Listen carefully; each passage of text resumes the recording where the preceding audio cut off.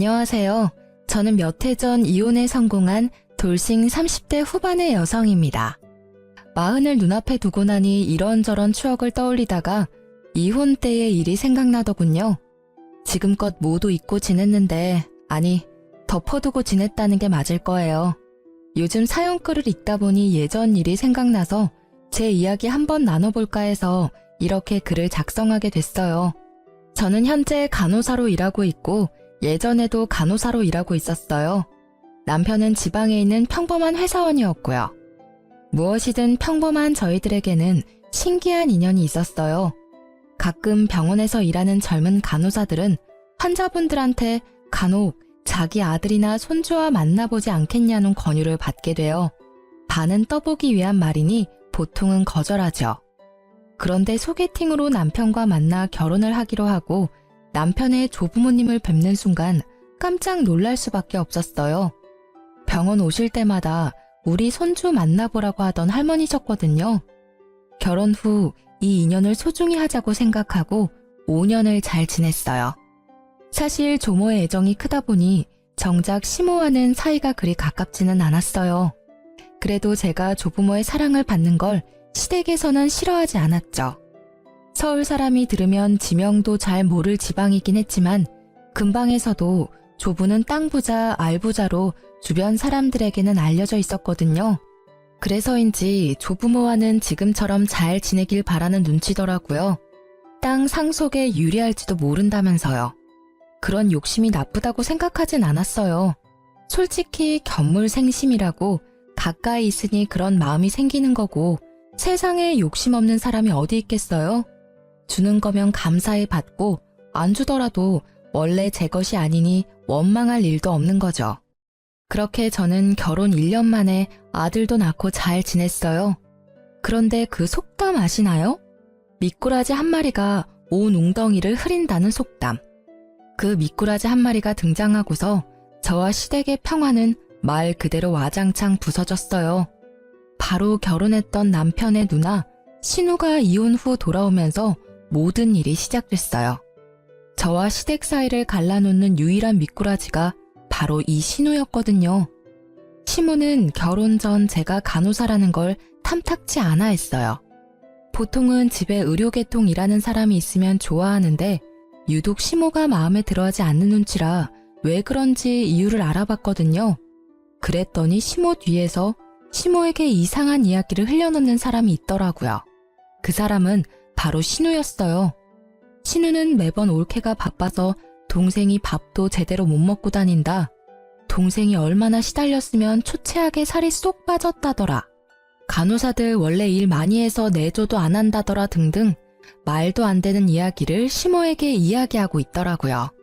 그리고 결과는 시모의 잔소리로 이어졌죠. 저는 그러려니 했어요.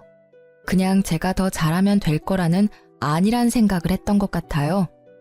하루는 우리 애가 2살쯤 되었을 때 시모가 저와 남편을 시댁으로 부르더라고요. 그리고는 청천벽력 같은 소리를 하더라고요. 예, 오늘부터 네 누나 너희 집에서 살 거야.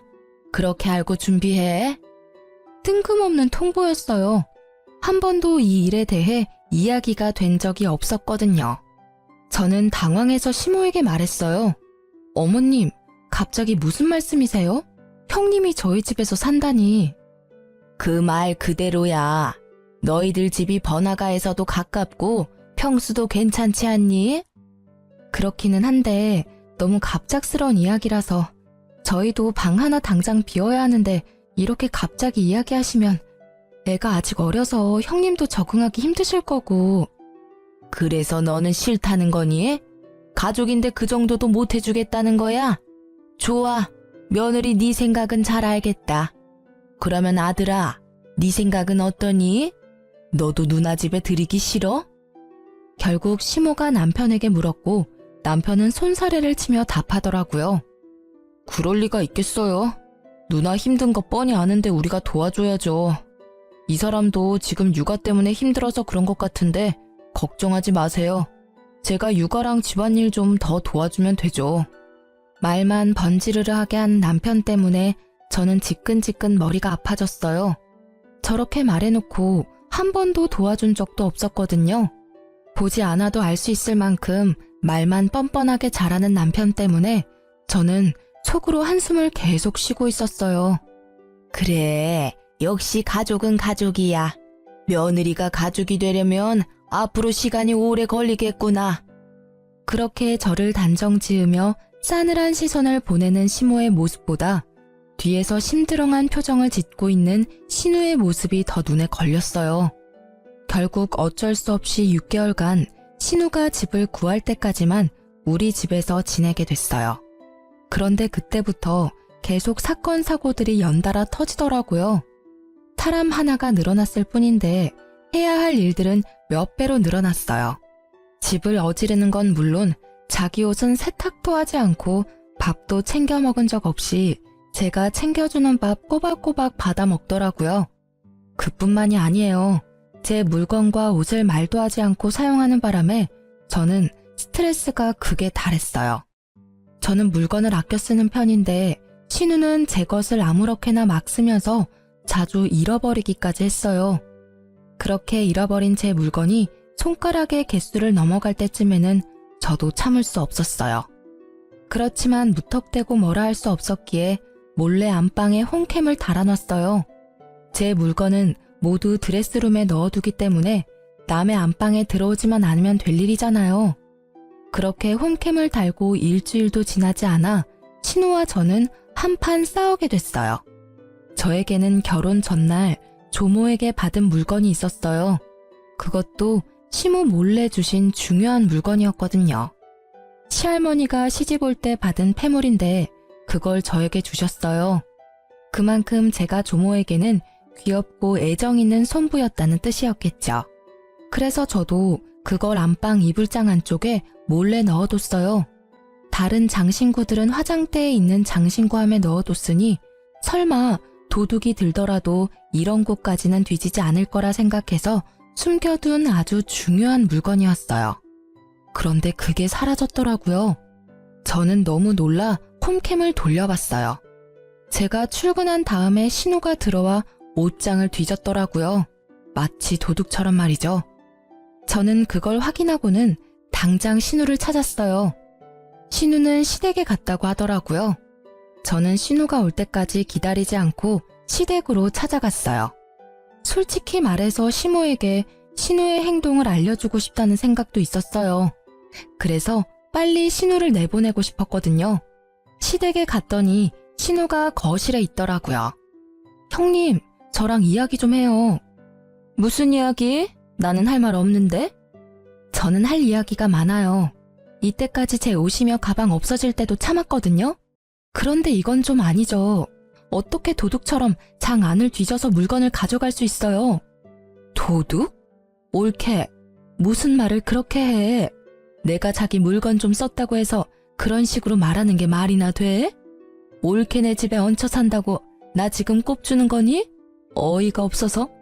그냥 내가 꼴 보기 싫으면 꼴 보기 싫다고 말해. 시댁이라서 말 못하니? 물건을 좀 쓰신 게 아니죠. 가져가면 다시 돌아오질 않잖아요. 게다가 이번에 가져가신 물건은 명백하게 장을 뒤져서 가져가신 거예요. 아니, 어떻게 집주인이 감춰둔 물건을 뒤져서 가져가실 수가 있어요? 결국 제 입에서 큰 소리가 터져나오고 안쪽에서 난리가 났더라고요. 방에서 나오는 시모의 얼굴 뒤로 조모의 얼굴도 보였어요. 저는 아차 싶었어요. 이런 모습을 보여드리고 싶지 않았으니까요.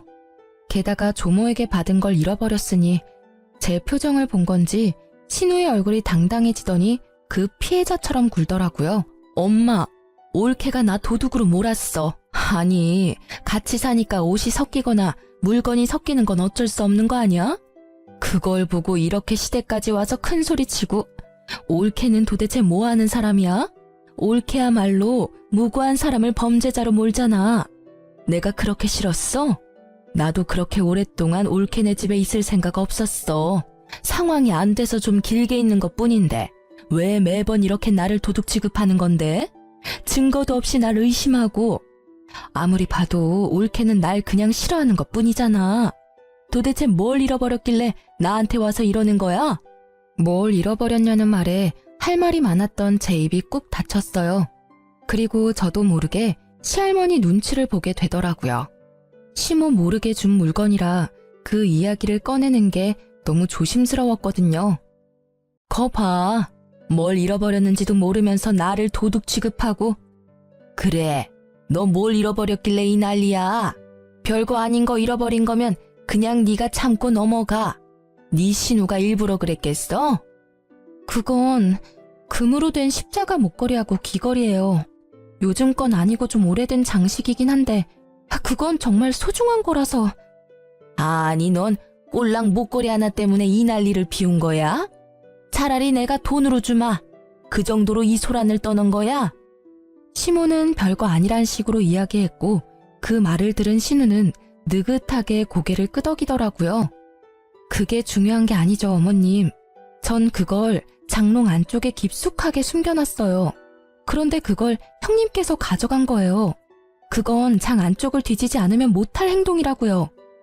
아니, 보자 하니까? 내가 그랬다는 증거 있어? 증거도 없으면서 사람 범인 취급하면 안 되지. 저는 결국 폰을 열어 홈캠에 저장된 영상을 보여줬어요. 신우와 시모, 조모가 그 동영상을 보았죠. 그걸 보고도 신우는 큰 소리 치더라고요. 그래, 가져갔어. 그치만 그딴 싸구려 비싼 것도 아니잖아. 같이 살면 빌려줄 수도 있는 거고. 솔직히 뒤져서 가져갔든 우연찮게 가져갔든 가족인데 이렇게 의심해서 홈캠까지 설치하고. 진짜 치졸하다. 어떻게 이렇게 사람을 함정에 빠지게 만들어? 그래, 너도 좀 너무했다. 물건이 없어지는 게 아무리 싫어도 이런 식으로 사람을 시험하듯이 카메라를 설치하고 그러면 안 되지. 그리고 그런 거 설치했으면 말을 해줬어야 되는 거 아니야? 네가 그걸 설치했다고 했다면 얘도 더 이상 그런 행동은 안 했겠지.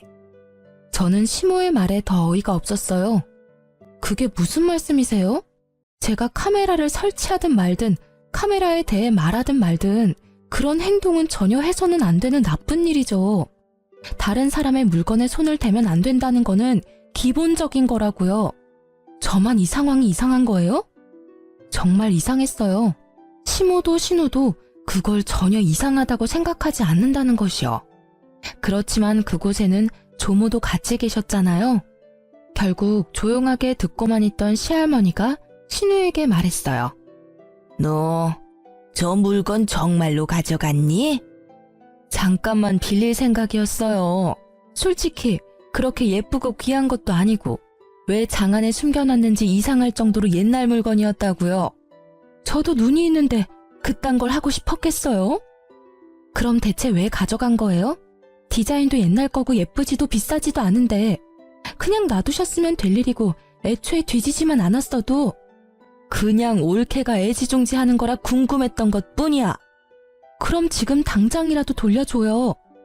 그딴 거 어딨는지 내가 알게 뭐야? 그게 뭔데 나한테 이러는 건데? 그거 내가 손부 결혼식 전날에 너희들 몰래 준 폐물이다. 내가 물려받아서 가지고 있던 거 그거 줬어. 그러니까 지금 당장 내놓는 게 좋을 거야. 네 눈에는 싸구려처럼 보여도 나는 그걸 내 시어머니한테 물려받았으니까. 시할머니의 말에 신우는 물론 시모의 얼굴까지 하얗게 질렸어요. 저는 잃어버린 것도 죄라는 마음으로 고개를 숙였어요. 그런데 조모의 말에 신우의 변명이 더 웃겼어요. 할머니, 제가 그냥 판 거 아니에요. 올케가 나한테 돈을 안 줘서 그런 거라고요. 집에 돈이 있는데 나한테 한 푼도 안 주니까. 너 지금 그걸 말이라고 하는 거니? 애미야, 너는 도대체 딸 자식 교육을 어떻게 시킨 거야? 올케 돈이 네 돈이니? 거기다 돈 맡겨놨어? 지금 그 집에 식충이처럼 들어가 살면서 숙박비 한 푼도 안 주는 네가 돈을 왜 요구해? 조모의 호통에 시모의 어깨가 더 쪼그라들었죠. 그러나 시모의 얼굴은 좋지 않았어요. 혼나서라기보다는 며느리 앞에서 조모에게 혼나는 게 자존심 상한 것처럼 보였거든요. 긴 말할 것도 없고 그 물건 당장 찾아와. 어디다 팔았는지는 모르겠지만 그거 안 가져오면 우리 재산은 너희 집에 한 푼도 안 줄 거야. 결국 상속이라는 히든 카드를 꺼내들자 시모의 얼굴이 더 급해졌어요. 얘, 너 어디다 팔았는지 빨리 말해. 이러다가 진짜 네 아빠한테 혼날지도 몰라. 어서. 아이씨, 왜 나만 갖고 그래? 내가 뭘 그렇게 잘못했다고. 그렇게 따지면 우리한테 아무 말 안 하고 올케한테만 그 귀한 걸 물려준 할머니한테도 잘못 있는 거 아니냐고. 얘가 정말 못하는 소리가 없어 할머님한테. 그래, 말 잘했다. 네가 이러는 걸 내가 모를 줄 알았냐? 그래서 그 귀한 걸 너희한테 안 물려준 거다. 그리고 너 당장 그 집에서 나와. 애미 너는 책임지고 네 딸 집에 붙들어 놔. 결국 신우는 조모의 말 한마디로 저희 집에서 나가서 시댁에 들어가게 됐어요. 그러나 신우와 시모는 제가 조모의 사랑을 더 많이 받는다는 것과 저 때문에 그들이 조모에게 찍혔다는 말도 안 되는 이유로 저를 더 경계하더라고요. 게다가 이 사실을 알게 된 남편은 그 와중에 저를 탓하더군요. 조용히 넘어갈 수 없었냐고요. 그렇게 한 소리 들었지만 저는 몸과 마음이 너무 홀가분했어요. 신우가 집에 없다는 이유만으로 저는 마음의 위안을 얻었어요. 그리고 그렇게 신우가 나가고 평화를 되찾은 줄 알았던 제게 다시 한번 큰일이 닥쳤어요. 이번에는 시댁이 아니라 친정이었죠. 아버지가 지병으로 수술을 받아야 하셨거든요. 어려운 수술에 아버지는 보험도 크게 들어놓지 않아서 수술비가 꽤 모자라겠더라고요. 결국 돈이 부족해서 남편에게 부탁했어요. 여보, 혹시 모아놓은 돈 좀 있어? 내가 모은 돈으로는 아빠 수술비에 많이 모자라서. 뭐? 난 모아놓은 돈 없는데? 딱 이 말이 끝이었어요. 많이 나쁘시냐, 어떤 수술이냐 물어보지도 않더라고요. 그러지 말고 여기저기 한번 알아봐줘. 나중에 내가 다 갚아줄게. 한 번만 좀 도와줘봐. 아니, 도와줄 방법이 없는데 어떻게 도와줘? 나도 지금 먹고 죽을 애도 없는데 어디다가 빌려? 엄마는 이미 너한테 빈정 상한 지 오래라 안 빌려줄 것 같고. 그러면 당신만 괜찮으면 엄마를 우리 집에서 모실 수 있을까? 엄마네 집을 팔고 그 돈으로 수술비하고 남은 걸로 전세 얻으면 될 것 같거든. 그때까지만이라도 우리 집에서 엄마 모시면. 뭐? 장모님을 어떻게 모셔? 난 내 집에 다른 사람 있는 거 불편해서 안 돼. 게다가 장모님이라니. 넌 내 생각은 안 해? 아무리 봐도 나는 불편한 관계일 수밖에 없잖아. 기분이 너무 나쁘더라고요. 신우가 우리 집에 왔을 때는 가족이니 어쩌니 하며 환영하더니 장모 모시자니 안 된다며 질색팔색하는 모습을 보니 정이 뚝 떨어지더라고요. 그렇지만 이해하려 노력했어요. 제가 시댁을 어려워하는 것만큼 남편에게는 처가가 어려울 거라고 생각하기로 했어요.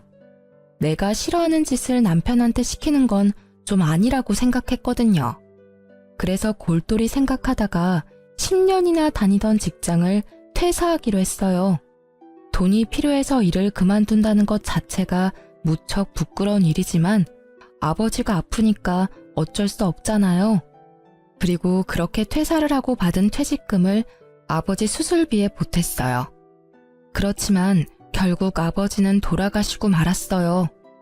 저는 아픔과 슬픔을 동시에 느꼈지만 그와 함께 분노도 같이 느껴야 했어요. 친정아버지가 아플 때 단 한 번도 병원에 와보지 않은 남편 때문에요. 매번 내가 같이 가자고 해도 불편하다는 말로 거부하던 남편이었어요.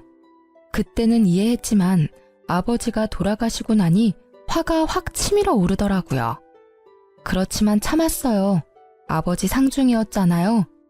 그렇게 돌아가신 아버지의 입원비도 제 퇴직금으로 지급하고 나니 남는 돈은 그다지 없더라고요. 그렇지만 아버지가 사망보험금은 많이 들어뒀더라고요. 어머니가 그걸로 제가 쓴 퇴직금만큼의 비용을 돌려줬어요. 그리고 나머지 보험금의 절반을 뚝 떼서 저에게 더 얹어줬죠. 힘들 때 믿을 건 딸뿐이라고 이야기하면서요. 그 사망보험금을 받으면서도 얼마나 마음이 아프던지. 이걸 쓰는 일은 없을 거라는 생각으로 집으로 돌아오고 며칠이 지나서 남편이 저를 붙잡고 할 이야기가 있다고 하더라고요. 저기, 당신한테 상의할 일이 있는데 우리 집을 좀 팔아야 할 것 같은데. 뭐? 갑자기 그게 무슨 소리야? 집을 팔자니. 당신 나 몰래 대출 받았어? 아니면 도박? 아님 사고라도 쳤어? 아니야. 날 뭘로 보고 그런 소리를 해? 그건 아니고 내가 돈이 좀 필요한데 지금 당장 돈이 없으니까 집을 팔자는 거지. 그 돈은 반으로 나눠 갖고. 아니 그러니까 이유가 뭔데? 돈을 어디에 쓸지 알아야 팔지 말지 답을 할 거 아니야. 그만큼 중요한 일이면 내가 알아야 되지 않겠어? 사실은 누나가 본가에서 나오고 싶어 하는데 돈이 없잖아. 그래서 나더러 좀 빌려달래. 물론 공짜로 빌려주는 건 아니고 이자 빵빵하게 쳐서 돌려준다는데 솔직히 나쁘지는 않잖아. 우리야 집 팔고 합가하면 돈 나갈 것 없고 나중에 그 돈 다 이자 붙어서 돌아오면 그게 투자지. 저는 남편의 말에 화가 머리끝까지 났어요. 본가에서 나오고 싶다는 신우의 말에 여기까지 휘둘리는 남편의 모습을 보고 어이가 없었어요. 미쳤어? 형님이 독립을 하고 싶으면 형님이 돈을 벌어서 나가면 될 일이지. 왜 네가 돈을 줘? 그리고 이자를 빵빵하게 쳐서 돌려줘? 그 말을 믿어? 당신 아직도 몰라 당신 누님을? 우리 돈 가져가면 안 갚을 게 뻔하잖아. 형님 마인드 기억 안 나? 내 물건도 자기 물건이라고 생각하는 사람이야. 게다가 장 안에 있던 물건까지 뒤져서 팔았던 사람이라고. 돈 되는 일이면 도덕이고 뭐고 아무것도 없는 사람. 당신 돈이라고 다르겠어? 이대로 집 팔면 우리한테는 아무것도 안 남는 거야. 게다가 합가라니. 당신 저번에 우리 엄마랑 잠시 살자고 했을 때 싫다며. 나도 싫어. 시어머니 모시고 사는 거 싫다고. 나한테는 가족이잖아. 그리고 누나도 그런 마음으로 당신한테 그런 거 아니라고. 뭐 합가가 싫으면 장인어른 사망보험금 받은 거 나눠주면 우리 집 안 팔아도 되긴 해. 그럼 합가 안 해도 되고. 말 조심해. 제정신이야? 네가 설마 제정신으로 장인어른 사망보험금 이야기 꺼낸 건 아니지? 아버지 아플 때 와보지도 않았던 게 너야.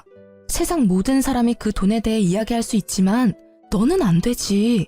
네가 우리 아빠 보험금 이야기 꺼낸 것부터가 잘못된 거라고. 내가 일부러 안 간 건 아니잖아. 나도 미안하게 생각하고 그래. 그치만 이미 지난 이야기고 이미 돌아가셨으니까 하는 말이지. 그렇다 해도 그 돈은 네 돈이 아니라 내 돈이거든? 그걸 네 마음대로 뭘 하자마자 할 게 아니라고. 화를 내다 보니 갑자기 그런 생각이 들었어요. 남편은 꽤나 단순한 사람이거든요. 아버지의 사망보험금 이야기를 이렇게 꺼낼 리가 없어요. 만약 이걸 원했으면 처음부터 그 보험금 이야기부터 했겠죠. 대화의 처음은 보험금이 아니라 신우의 독립자금이었으니까 그때 생각이 났어요. 합가는 밑밥으로 뿌리고 원래 원했던 게 보험금이라면 이걸 계획한 사람은 신우일 것이라는 확신이 생겼어요. 설마 형님이 당신한테 시켰어? 우리 아버지 사망보험금 가져오라고? 아니야. 우리 누나가 왜 그런 소리를 해? 넌 진짜 가족애를 몰라. 사람이 덜 됐다고. 누나를 왜 그런 식으로 몰아가는 건데? 그리고 장인 어른은 돌아가셨지만 누나는 살아있잖아. 남편의 그 마지막 말에 있던 미운 정도 뚝 떨어진 저는 시댁에 가서 단판을 짓기로 했어요. 그런데 그곳에도 제 편은 없더라고요. 형님이 이 사람한테 저희 아버지 사망보험금 가지고 오라고 시켰어요? 그게 무슨 말이야. 생사람 잡지 마.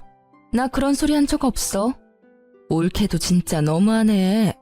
아니 시부모님 모시기 싫으면 싫다고 하면 될 일이지. 왜 여기까지 와서 나한테 딴지 거는 건데? 그걸 몰라서 물으세요. 솔직하게 말해서 이 사람 우리 아버지 사망보험금 있다는 거 알았어도 그다지 신경 안 쓰고 있었거든요. 그런데 그걸 누나 집 사는데 사용하자고 하니까 이상하잖아요. 이때까지 신경도 안 쓰던 돈을 갑자기 지금 이야기할 이유가 없으니까요. 예, 너 아무리 신우가 편해도 이렇게 갑자기 와서 이러는 건 예의가 아니라는 생각 안 하니? 무슨 애가 예의도 모르고 갑자기 찾아와서 이런 짓을 해? 그리고 합가 이야기 나도 들었지만 네가 이런 식이라면 내가 더 싫다 얘. 사람을 무슨 보험금 노리는 나쁜 사람들로 몰아? 그냥 시부모 모시기 싫으면 싫다고 말을 하면 되지. 이런 식으로 구는 건 너무하다는 생각 안 하니? 이 일을 일으킨 신우에 대한 잘못을 이야기하는 사람은 아무도 없고 이곳까지 와서 신우에게 따진 저를 시부모 모시기 싫은 며느리로 몰아가더라고요. 결국 저는 참을 수가 없었어요. 알았어요. 저도 이런 일로 이렇게 부딪히는 거 더 이상 피곤해서 안 하려고요. 당신, 우리 이혼해. 나는 합가 못하고 아버지 보험금도 못 줘. 그러니까 이혼하고 재산 분할해. 그리고 나서 그 돈으로 당신이 형님한테 돈을 주던지 말던지 알아서 해. 당신도 알겠지만 이 이혼의 원인은 당신한테 있으니까 나는 절대로 애는 안 뺏길 거야. 제 말에 남편이 먼저 반응했어요. 뭐? 이혼하자고 하면 내가 무서워할 줄 알았어? 해! 내가 왜 못해? 어차피 이혼하면 나보다 당신이 더 힘든 거 알지? 한 입으로 두 말하지 말라고. 나중에 나한테 돈이 없으니 빌려달라니 뭐 그딴 말은 하지 말라고. 애는 안중에도 없고 그저 돈. 이 사람이 내가 결혼한 그 남자가 맞나 싶더라고요. 그래, 둘이 헤어지면 되겠네. 여자가 이혼하고 나면 얼마나 웃긴 꼴을 당하는지 모르지? 다른 사람들한테 욕 얻어먹는 건 너야. 시어른 모시기 싫어서 이혼한다는 며느리. 잘 됐지. 알아서 나가준다니. 시어른 모시고 못 모시고가 중요한 게 아니거든요. 장인 사망보험금을 자기 누나 집 사는데 보태겠다는 남편과 시댁이 어이없어서 이혼하는 거예요. 어떻게 남의 아버지 사망보험금을 넘봐요? 여기 있는 사람들 중에 우리 아버지 아플 때 병문안 온 사람이 한 사람이라도 있긴 해요. 진짜 뻔뻔하고 부끄러움을 모르는 사람들이 누군데? 저는 빽 고함을 질러주고는 뒤도 보지 않고 집에 와서 아이와 제 짐을 싸서 집을 나갔어요. 이혼할 때까지 얼굴도 마주하고 싶지 않았거든요. 물론 이혼 서류도 바로 작성해서 보내기로 결정했죠. 그렇게 나오니 화는 여전했지만 그래도 조금은 속이 편했어요. 그 인간들 얼굴 안 봐도 되니까요. 이혼 과정도 순탄치만은 않았어요. 소송 중에 남편은 저를 가족에 충실하지 않은 아내로 몰아가더라고요. 그래서 저는 신우와 남편, 시모의 괴롭힘을 이혼 사유로 밀고 나가기로 했어요. 이때만 해도 남편의 조부모님은 우리의 이혼 소송을 알지 못하는 상황이었어요. 안 봐도 눈에 훤했죠. 제가 조모에게 관심받는 걸 아는 시모가 어떻게든 그걸 숨긴 거겠죠. 아마 결과가 자기들한테 좋게 나오면 이야기하려 했을 거예요. 그렇지만 그렇게 되기 전에 조부모님과 저는 우연한 기회로 다시 만나게 됐어요. 바로 저의 새로운 직장에서요. 제가 퇴직하고 직장 자리를 알아보던 중에 요양병원을 소개받아 일자리를 옮기게 됐거든요. 그런데 그곳에 조모와 조부가 찾아오셨더라고요. 물론 제가 있어서 온 건 아니어서 저를 보시고는 깜짝 놀라셨죠. 보니까 다른 보호자를 데리고 오지 않은 것 같더라고요. 그날 조모는 초기 치매를 진단받았어요. 조부는 제가 이 병원에 있는 걸 보더니 조모를 이곳에서 케어하길 바라더라고요. 아무래도 최근 노환으로 거동도 많이 불편해지는 바람에 집에서 돌보실 수 없는 상황이 된 것 같았어요. 그래서 저는 여기 모시면 제가 최대한 손 닿는 데까지는 잘 보살펴 드리겠다고 했죠. 조부는 그걸 고마워하고 입원 수소까지 마쳤어요. 그렇게 조모가 입원하고 한 달이 되고 결국 조부를 제외한 어느 누구도 병원을 찾지 않더라고요. 그런데 딱 한 달이 되는 날에 병원으로 가족들이 우르르 찾아왔더라고요. 물론 그 중에는 이혼 소송 중인 남편도 있었죠. 그 사람은 퇴근길에 제게 전화해 잠시 만나자고 하더라고요. 무슨 일이야? 바쁘니까 빨리 끝내줄래? 많이 바빠? 그럼 내가 당신 집으로 가서 이야기해도 될까? 지금은 어디 살고 있어? 혼자서는 많이 힘들지? 갑자기 내 생각해주는 척 말하는 남편이 굉장히 수상해 보였어요. 애가 혼자 기다려서 그런 거니까 빨리 용건만 말해. 당신 혹시 집으로 다시 돌아올 생각 없어? 당신한테 서운하게 했던 건 내가 다 미안하게 생각해. 앞으로 절대 그럴 일 없도록 노력할 테니까 이혼 소송 취하하고 돌아와. 뭐? 내가 왜 그래야 하는지 이유를 설명해봐. 설마 고양이 쥐 생각해주는 건 아닐 테고, 당신이 선량한 마음에 나와 아들을 생각해서 그러는 것도 아닐 테고. 왜? 신우가 또 돌아오라고 시켰어? 이번에는 뭐가 목적인데? 목적이라니 그런 거 아니야. 그냥 당신이 그 병원에 있는 걸 보니까 당신하고 나한테 모두 도움이 될 일이라고 생각해서 이런 제안을 하는 거지. 절대로 다른 뜻은 없어. 그래서 뭐가 우리 둘한테 도움이 되는 일인데? 잘 들어봐. 할아버지가 어제 오셔서 할머니를 잘 모시는 사람에게 가지고 계신 땅을 모두 주겠다고 하셨거든. 근데 병원에 딱 당신이 있잖아. 할머니도 당신한테 의지 많이 하고 있고, 당신도 땅 가질 수 있는 절호의 기회지. 그리고 누나도 당신한테 사과하고 싶다고 하기도 했고, 그래서 사실 이번에 만나면 꼭 우리 본가에 당신 초대하라고 했었거든. 그 말에 진짜 어이가 없더라고요. 딱 보니 병수발은 나한테 맡겨두고 땅은 자기들이 꿀꺽할 생각이면서 마치 저한테 땅이라도 챙겨주겠다고 이야기하는 그 사기꾼 같은 얼굴이 진짜 짜증났어요. 게다가 더 열받는 건 이 생각이 모두 남편 머리에서 나온 게 아니라는 사실 때문이죠. 이런 생각은 역시 신우가 아니면 못할 생각이에요. 남편은 굉장히 단순하거든요. 하도 간곡히 부탁하는 남편 때문에 시댁에 한번 방문했죠. 옳게 왔어? 자, 앉아. 우리 할 이야기 있지? 사실 내가 이제까지 좀 너무했다는 생각은 해. 내가 올케하고 같이 사는 바람에 이래저래 오해가 생겼으니까. 그래도 이제는 그럴 일 없잖아. 우리는 같이 살 일 없고 내가 더 이상 올케한테 돈 빌려달라고 할 것도 아니고. 동생한테 다 들었지? 그런 이야기야. 우리가 싸울 필요가 없잖아. 올케가 할머니만 잘 모시면 우리 모두 좋은 일인데. 안 그래? 이 말을 듣는 저는 신우의 뻔뻔함에 기가 찼어요. 딱 봐도 제게 사과를 하겠다는 의도보다는 그저 조부의 땅을 위해 우리 사이에 오해가 있다는 얄팍한 말로 자기 합리화를 시키고 있더라고요. 그 의도가 너무 뻔해서 저는 코웃음을 치며 말했어요.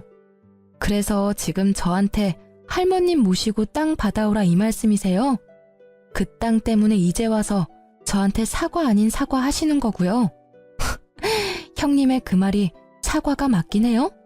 미안하다, 잘못됐다 한마디 없는 사과도 있네요. 그쵸? 그리고 할머니 모시면 저한테 땅을 주긴 할 거예요. 저는요, 한 번 속지 두 번은 안 속아요. 여기 있는 사람들이 저 이용하려는 거 눈에 훤하거든요. 차라리 깨끗하게 이혼하고 여기서 빠질게요. 잘 됐네. 우리도 올케 입장 확인했으니까 됐어. 올케가 지금 어정쩡한 상황이라 우리도 곤란했거든.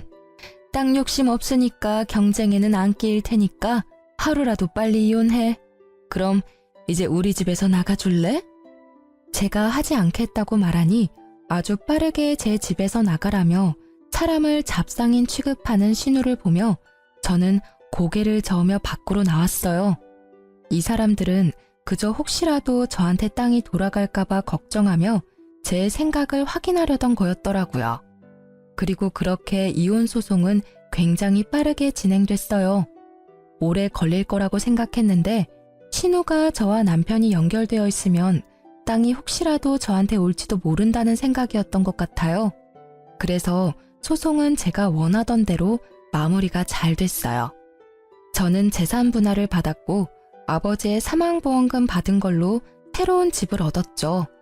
그런데 얼마 지나지 않아 그 사람들이 그렇게 걱정하던 일이 제게 벌어졌어요. 조부가 저를 댁으로 부르더라고요. 저는 조부가 증손을 보고 싶어 한다고 생각해서 아들을 데리고 갔는데 거기에는 이미 성객들이 있더라고요. 시부모와 신우, 전남편까지요. 내가 오늘 이야기를 들었는데 너희들 이혼했다는데 그게 맞냐? 네, 할아버지. 저희 이혼하고 이제 남입니다. 그런데 이 사람은 왜 부르셨어요? 그래, 그게 사실이었구나. 그렇다면 내가 가진 땅 하나를 손부에게 줄 생각인데. 할아버지, 말씀은 똑바로 하셔야죠. 손부라니, 여기 손부가 어디 있어요? 쟤는 남남이라고요. 동생이랑 이혼하고 아무것도 아닌 사람이요. 그렇다고 저기 있는 증손이 내 핏줄이 아닌 건 아니지 않냐? 안 그러냐? 그 말에 아무도 대답을 못했죠. 결국 제가 말을 했어요. 할아버님, 그 땅은 안 받을게요. 그러지 않으셔도 할머님은 잘 모실 테니까 저한테 그럴 의도로 주시겠다는 거면 저는 안 받을게요. 너도 내 말을 못 알아듣는구나. 나는 너에게 땅을 주지만 내가 너에게 땅을 주는 건 네 아들인 내 증손한테 주는 거야. 그러니까 네가 받겠다 안 받겠다 할 게 없는 거지. 조부의 그 말에 저는 할 말이 없더라고요. 결국 신우가 그 말에 화가 뻗쳤는지 저에게 소리치더라고요. 이 여우 같은 게 할아버지를 어떻게 꼬신 거야? 너 일부러 그 요양병원 간 거지? 그래서 할아버지 할머니 오기 기다린 거지? 다 계획적인 거 아니야? 설마 이런 걸 예상하고 친권 받아간 거니? 저는 이 상황이 그냥 웃겼어요. 조부가 주겠다는 땅은 아주 작은 평수의 노른자 땅도 아니었어요. 당시에는 시가도 얼마 나가지 않는 땅인데 그걸 빼앗겠다며 마치 제가 수를 쓴 것처럼 말하더라고요. 결국 조부의 입에서 호통이 터져나왔죠. 조용히 못해? 이 집구석을 이렇게 엉망으로 만든 게 누군지 내가 몰라서 잠자코 있는 줄 알아? 어디서 네 할머니 열심히 보살피는 손부한테 그런 막말을 짓거리는 거야? 네 할머니 입원하고 병원 찾아간 사람이 여기 누가 있냐? 병원 한 번을 안 온 것들이 땅 이야기에 벌떼같이 달려드는 걸 보니 속이 타. 할아버지, 오해하고 있으신 거예요. 저희도 찾아갔는데 할아버지가 모르시는... 거짓말 좀 작작해라. 내가 바본 줄 알아? 너희 할머니가 치매라서 완전히 간 줄 알지? 아직 족이라서 멀쩡할 때가 더 많아. 너희들 하는 걸 보니 나 아플 때 병원 들어가면 너희들이 어떻게 할지 눈에 뻔히 보여. 내가 손부에게 땅을 준 건 너희들에게 보내는 경고야. 이번에 새로 유언장을 작성했고 거기에는 내가 죽을 때까지 나를 가장 잘 돌본 사람에게 내 전 재산을 물려주기로 했다.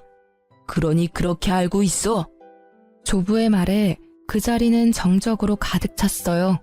저를 탓하는 게 중요하지 않다는 걸 이제야 깨달은 가족들은 서로 눈만 굴리며 어떻게 해야 그 땅을 받을 수 있을지 생각하고 있는 것 같더라고요. 결국 그날 이후로 시댁 식구들은 제게 연락을 안 했어요. 그렇지만 전 남편은 제가 조모와 조부를 잘 모실 수 있다 생각한 건지 매번 연락해왔어요. 다시 한번 잘 생각해봐. 우리가 다시 합치면 할아버지 땅 고스란히 우리한테 들어올 거라니깐. 이것도 형님이 시켰어? 참 당신도 변함없다. 나는요, 장인어른 아플 때 코빼기도 보이지 않은 너 같은 인간하고 같이 사는 건 지옥이라고 생각하거든요. 그러니까 여기서 시간 낭비하지 말고 다른 여자 찾는 게 더 빠를 거야. 결국 그 뒤로 남편은 연락을 뚝 끊었어요. 그 몇 년 후 조모는 돌아가시고 조부도 병원에 입원하게 됐어요. 가족들의 반발에도 조부는 제가 있는 요양병원에 오게 됐죠.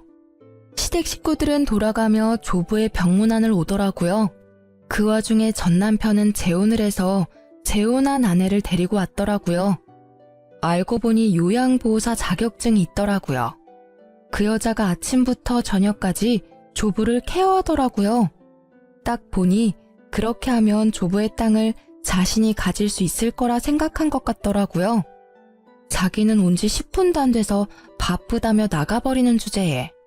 그리고 한 달 뒤 전 남편이 조부를 보러 왔을 때 조부가 말하더라고요. 너는 네 아내만 보내면 네가 땅을 받을 수 있을 거라 생각한 모양인데 만약 계속 이렇게 손부만 보낼 시에 그 땅은 네 손부 명의로 줄 거다. 너한테는 한 푼도 안 줄 거야.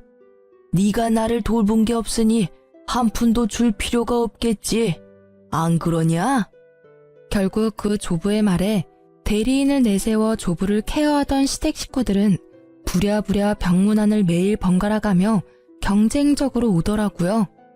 그 전 남편의 재혼한 아내의 일도 알고 보니 형님이 그렇게 조종한 거였더라고요. 그 뒤로 조부는 요양원으로 들어가게 됐고 꽤 한참 뒤에 조부의 소식을 들었어요. 알고 보니 조부는 이미 자신의 모든 재산을 사회에 환원하기로 결정한 상태였더라고요. 일부러 가족들의 버르장머리를 고치려고 그런 거짓말을 해서 마지막까지 자신을 돌보도록 만든 거였더라고요. 결국 조부 임종 직후 자신들에게 떨어질 것이 단 하나도 없다는 걸 알게 된 가족은 닭 쫓던 개의 신세가 된 거였어요. 특히 조부 재산만 믿고 돈을 펑펑 쓰던 형님은 모든 것을 잃고 시댁에 다시 돈을 벌렸는데 시댁 또한 조부의 재산이 없다는 걸 알고서는 형님에게 줄 돈이 없다며 집에 오지 말라고 매몰차게 대했대요. 알고 보니 형님이 시댁에 갈 때마다 비싼 물건을 몰래 가져가 팔아버리는 바람에 집에 들어오지도 말라고 했다고 하더라고요. 솔직히 저한테 그런 짓을 했을 때 미리 손절하거나 따끔하게 이야기해뒀으면 그런 일 없었을 테지만요. 그리고 전 남편은 결국 두 번째 아내와도 이혼하고 나이 40에 부모 집에 같이 살게 됐다고 하더라고요. 재산 분할하면서 받은 돈은 신우에게 빌려줬는데 돌려받지 못했고 이후 조부의 유산을 기대하며 돈을 끌어다 쓰는 바람에 이쪽도 개털이 됐다고 하더라고요. 결국 김칫국부터 마시고 모든 걸 말아먹은 이 집안 사람들은 모두 빈털터리가 되고 서로를 못 믿는 상황까지 간 거죠. 이후에 우연한 기회에 전 남편을 만나게 됐는데 엄청 후회하고 있더라고요. 그때 당신이 옳았던 것 같아. 누나 말을 듣지 말았어야 했어. 내가 빌려준 돈은 여전히 갚지 않고 있고 나로도 모자라 어머니 아버지 재산까지 축 내고 있으니 내가 그때 왜 그랬는지 모르겠어. 진짜 귀신에라도 씌었던 것 같아. 남 탓할 게 뭐가 있겠어. 당신이 다른 사람을 보는 눈이 없었던 게 문제지. 솔직히 객관적으로 보면 그 당시 형님의 행동은 진짜 상식으로는 이해 불가능했어. 아무리 팔이 안으로 굽는 가족이라도 적정한 선이라는 게 있는데 그걸 한참 넘은 상태였는데 아무도 그거에 의문을 품지 않았으니까. 어떻게 보면 당신이 뿌린 씨앗이지. 당신은 나와 가정을 이루었는데 신우를 더 믿었잖아. 저는 그렇게 이야기해줬어요. 그게 사실이었으니까요. 진짜 신우라는 미꾸라지 한 마리가 이 집안을 온통 헤집어 놓고 사라진 거죠. 저는 이 집안과 더 이상 관련 없이 잘 지내고 있어요. 솔직히 이혼하면 힘든 일이 많다고 하지만 저는 마음이 편했어요. 제 몸은 일과 육아의 병행으로 힘들었지만 마음만은 너무 편안했거든요. 지금은 그 아들도 많이 커서 아들만 바라보며 살고 있어요. 재혼은 하고 싶은 마음이 들지 않더라고요. 그 사람을 못 잊는다는 그런 감상적인 이유 때문이 아니라 또 그런 모습을 볼까봐 걱정되는 마음이 있기 때문이에요. 그리고 지금은 아들에게만 집중하고 싶고요.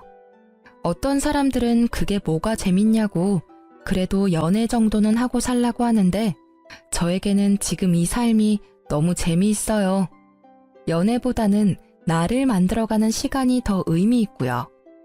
이렇게 쓰고 보니 참 파란만장한 이혼이었네요. 지금 보니 웃기기도 하고 실수가 터지기도 하지만 당시에는 어찌나 스트레스를 많이 받았는지 몰라요.